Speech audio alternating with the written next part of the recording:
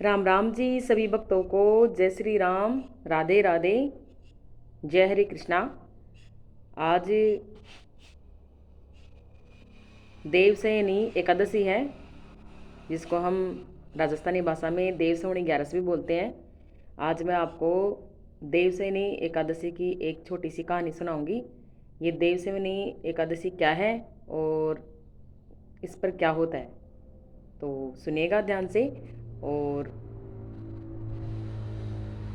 मेरी कहानी आपको अच्छी लगे तो चैनल को लाइक करना, सब्सक्राइब करना और कमेंट में ज़रूर बताना कि आपको ये कहानी कैसी लगी। पौराणिक कथा के अनुसार एक बार एक मानधाता नाम के राजा थे।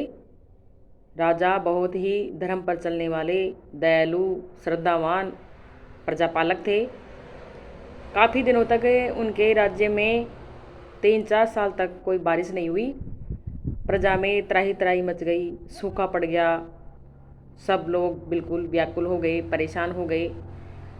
तो सभी प्रजा अपने राजा के पास आते हैं, मानदाता के पास, और उनसे विनती करते हैं कि हे राजन, आप ही हमारे सर्वे सर्वा हो, आप ही हमारे पालक हो, आप ही कुछ उपाय कर सकते हैं, आप ही हमारी रक्षा कर सकते हैं।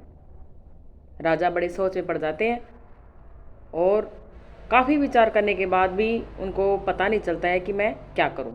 तो एक दिन अपनी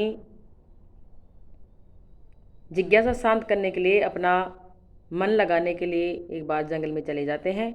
वहाँ पर उनको एक अंगारा नाम के ऋषि मिलते हैं।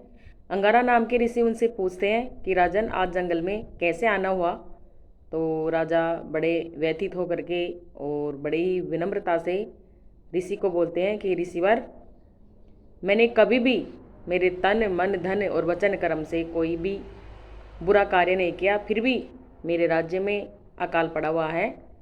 सभी लोग बहुत दुखी हो रहे हैं, सभी व्याकुल हो रहे हैं, समझ में नहीं आता है कि मैं क्या करूं। ऋषिवर राजा की बात सुन करके बताते हैं उनको कि राजन, एक उपाय है। आषाढ़ मास में शुक्ल पक्ष में, यानी आषाढ़ मास की शुक्ल पक्ष में जो देवशयनी एकादशी आती है, आप उसका व्रत कीजिए और बड़े ही निष्ठा से और उसका पालन कीजिए। आपका सारा दुख दूर हो जाएगा। राजा वहाँ से वापस घर आते हैं और आषाढ़ मास में जब आती है शुक्ल पक्ष की एकादशी, तो सभी प्रजागण और राजा एकादशी का व्रत रखते हैं और बहुत ही निष्ठा और श्रद्धा के साथ इसका पालन करते हैं। राजा के राज्य में बहुत ही अच्छी मूसलाधार बारिश होती है और चारों तरफ हरियाली हरियाली हो जाती है। सुख संपत्ति और अंधन के भंडार भर जाते हैं। बस यही कहानी है ये एकादशी की। भगवान श्री हरि खुद कहते हैं कि जो भी व्यक्ति, महिला इस एकादशी का व्रत रखता है, निष्ठा से और श्रद्धा से इसका पालन करता है, उसके घर में भी हमेशा सुख शांति और अंधन के भंडार भरे रहते हैं। तो सभी ये है कहानी, और अच्छी लगे तो लाइक करना और मेरे चैनल को सब्सक्राइब करना और कमेंट में ज़रूर बताना कि आपको ये कहानी कैसी लगी। तो जय श्री कृष्णा, सभी भक्तों को राधे राधे।